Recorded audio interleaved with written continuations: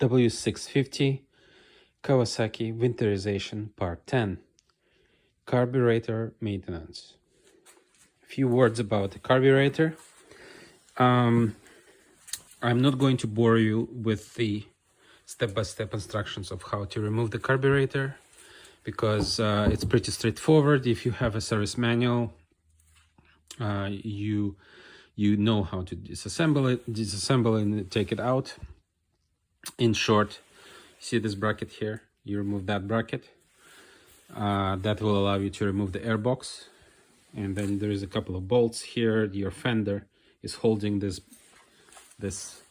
battery compartment here, so you unscrew those, unscrew a couple of bolts on the airbox itself and this bracket, like I said, and then you're able to remove the airbox. Once you remove the airbox, you basically unscrew it here, right? The throat of the Venturi comes out from outside of these rubber mounts. That's all you need to do.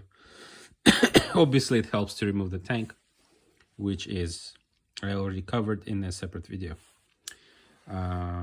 So once you remove the carburetor, like you unhook everything, you can remove the carburetor. Now, in order to remove the cables from the carburetor, you do need to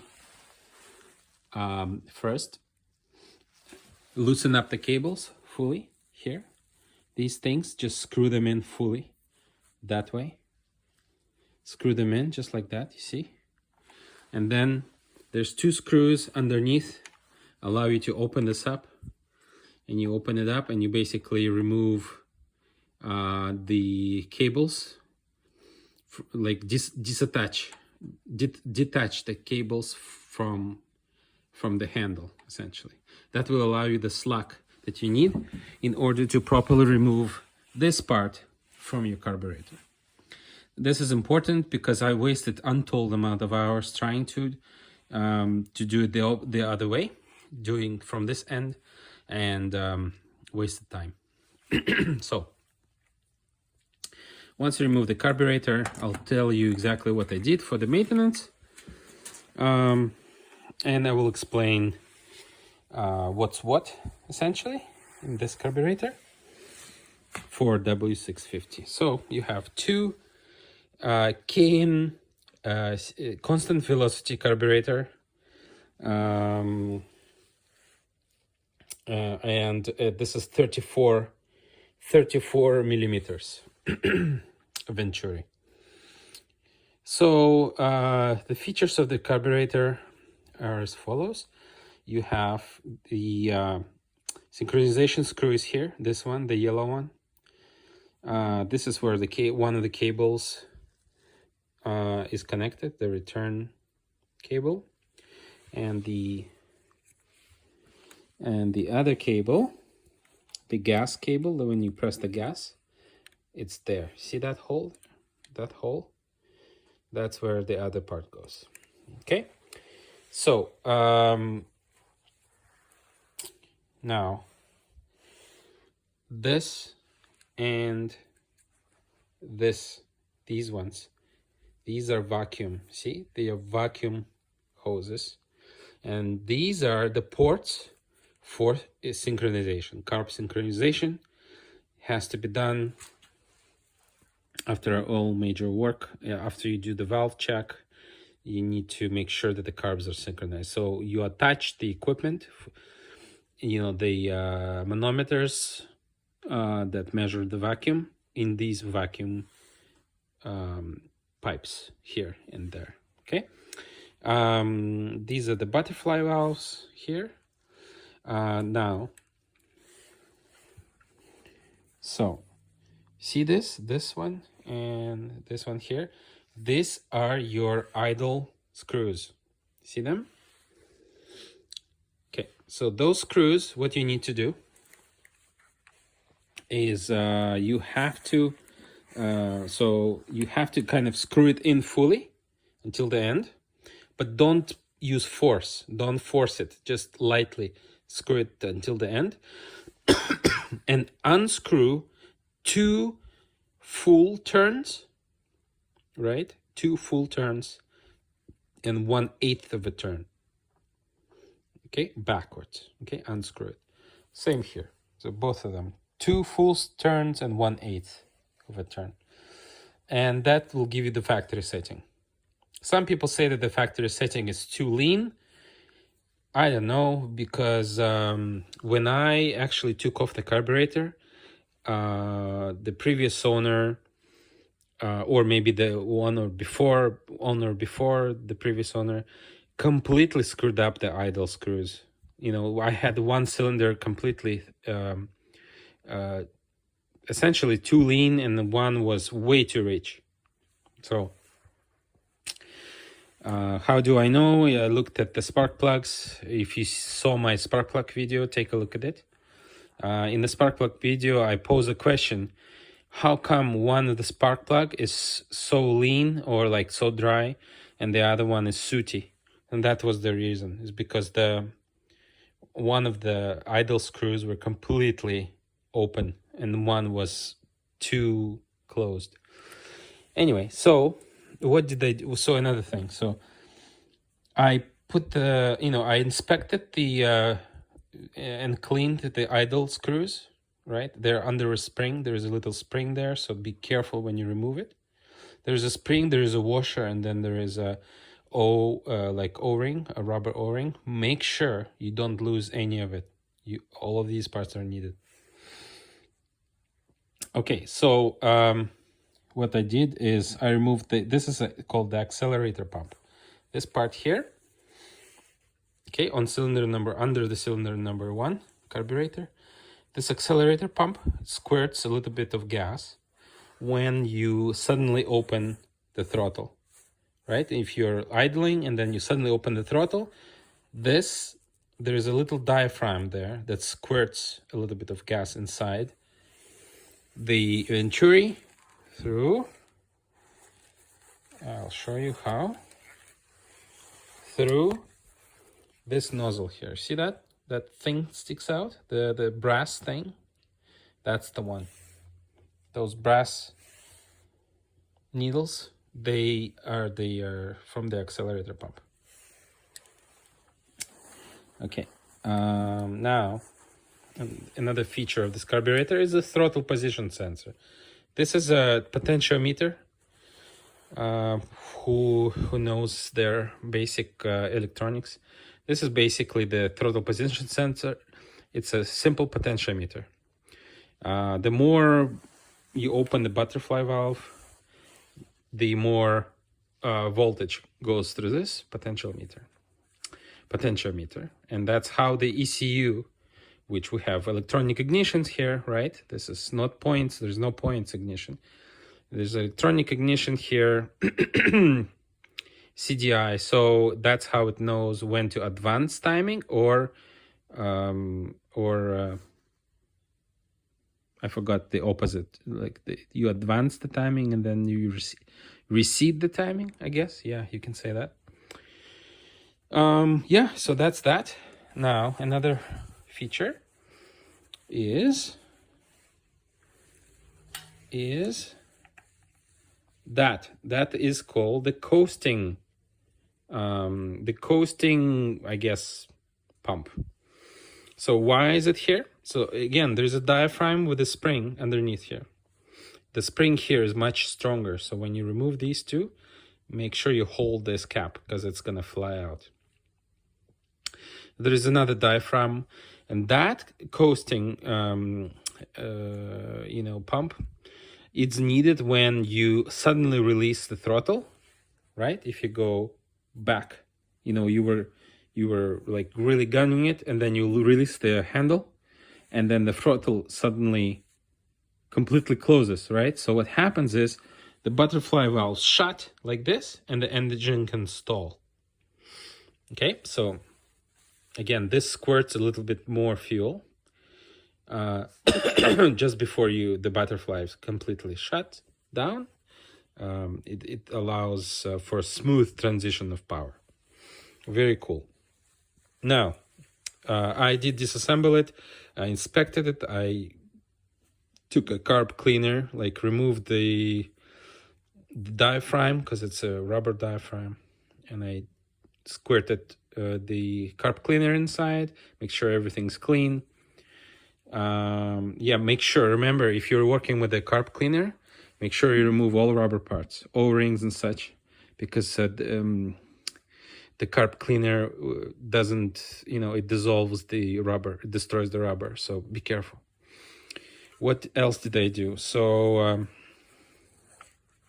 obviously, oh yeah, so basically here, so I replaced this tube here. This goes to the fuel tank. I replaced the filter. This is the outside filter. Now, there is this tube I didn't touch. It's original tube. Now, in here, over there is another filter. Once you remove this pipe, you'll see a little white, like net. It's like a net. It looks like a little net to catch the big stuff, right? So there's a little filter there. I had a lot of rust in it. So when I cleaned it, I was so surprised. There was a lot of crap inside. So make sure you don't forget to clean that filter. It's easily removed with pliers, okay?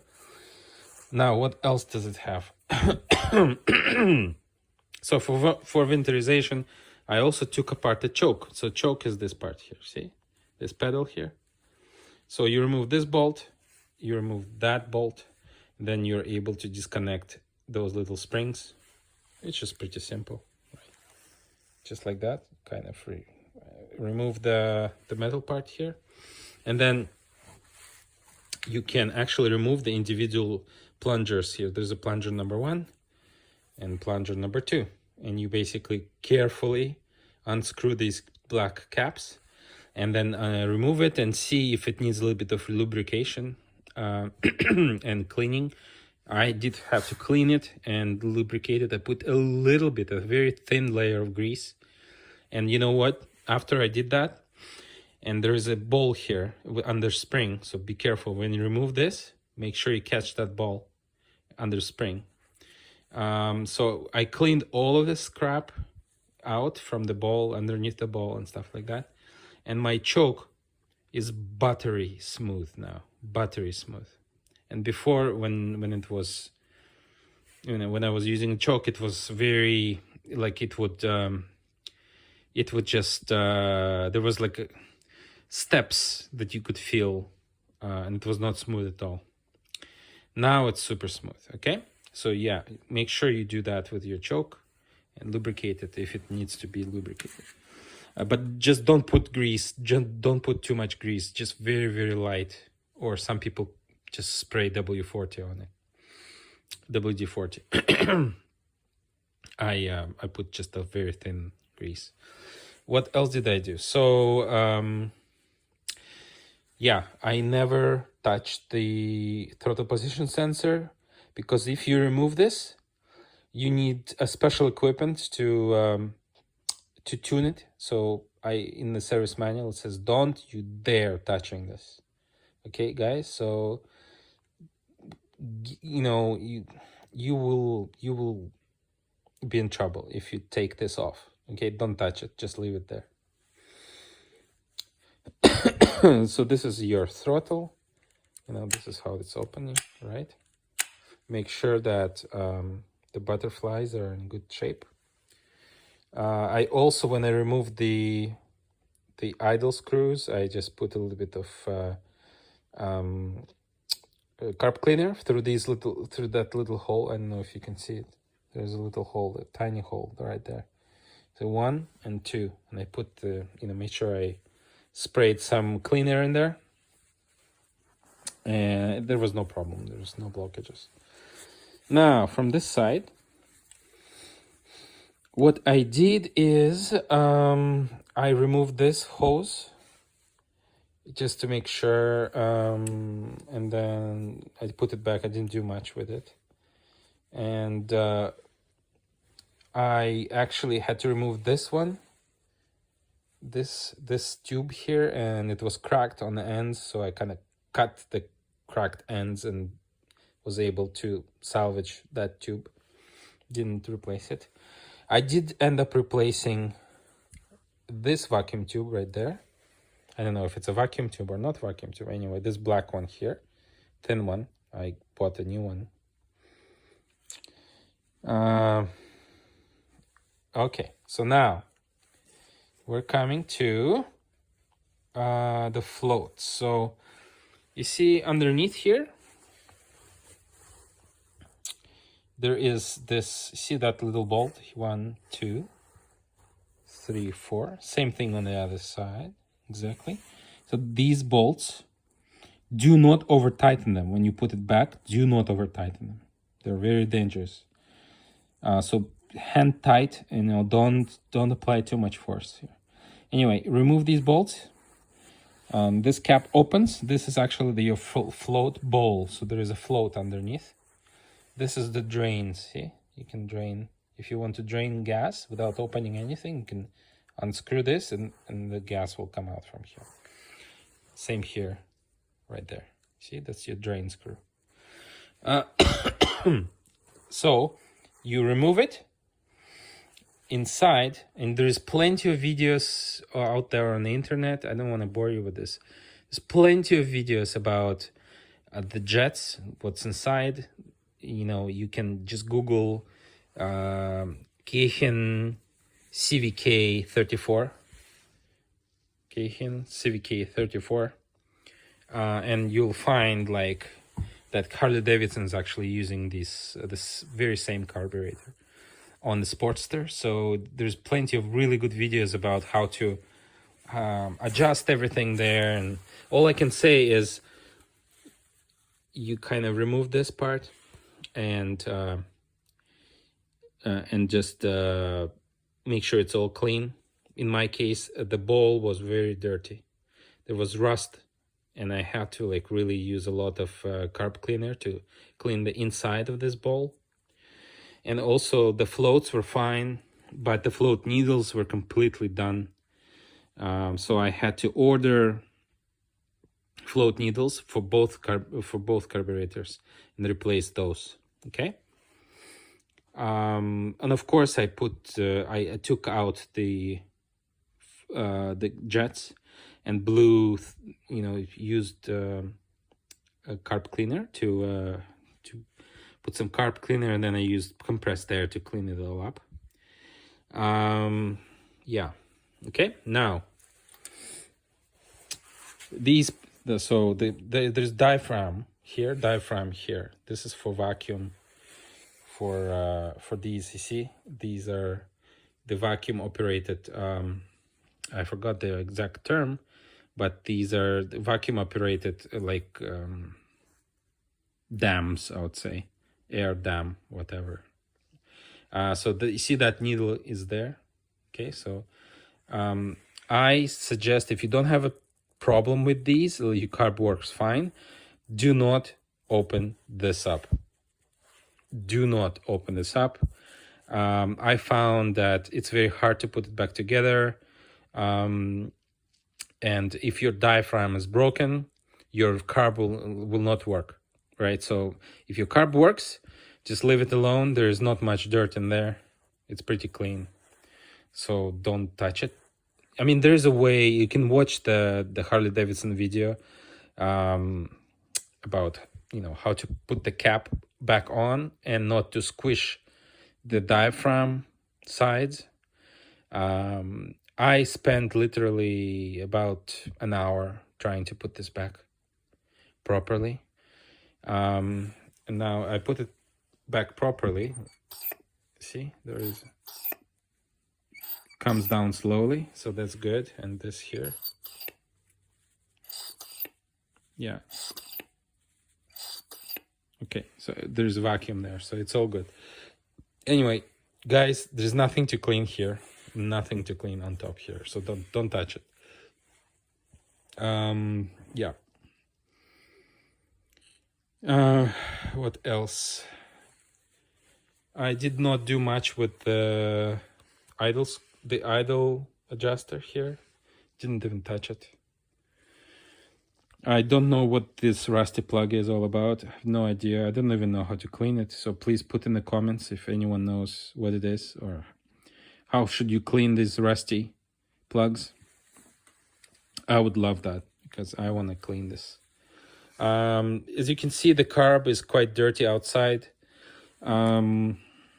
I don't have a ultrasonic cleaner that you usually, take it apart and then drop everything into ultrasonic cleaner to make it super shiny and clean. I don't have an ultrasonic cleaner, so I kind of just cleaned what I could by hand. And ladies and gentlemen, there's only one rule that is applicable to this carburetor, and not only this carburetor, but in general to carburetors. And I learned this the hard way. Do not buy carb repair kits from China and try to install it here. And I repeat, do not buy cheap carb repair kits from China, because I've ordered it. I ordered several, and they are horrible. They're cheap. They're horrible. Some parts do fit. I must admit, some parts do fit, but I would say 70% of parts do not, as usual. Like the floats, I ordered a few floats, and it says, yeah, it's for W650. It doesn't work. They are wrong size, and it's just you waiting for like 2 weeks for it to get here, and then you realize it's crap. So I would say if you need float valves and stuff like that, O-rings, just go and buy the OEM ones. They're, maybe $2 more expensive, but please, I already went through this. Unless you really know what you're doing in the seller in China, just avoid this pain and don't buy cheap carb repair kits from China. Go OEM all the way. And with this, I'm going to end this video. And if you have any questions, as always, please let me know. If I missed something or I did something wrong, let me know, and I would really appreciate it. Overall, I must say it's not hard to do. It's a bit annoying to remove it and put it back. Especially the most annoying part actually is the cables. The cables, when you put them together and put them back and take them off, they are really annoying. Okay, that's the most annoying part of the whole carburetor. It's not the carburetor, it's them cables, how you attach them. Other than that, I wish you farewell on this wonderful February 14th, Valentine's Day, that, of course, as all good men, you spend with your carburetor.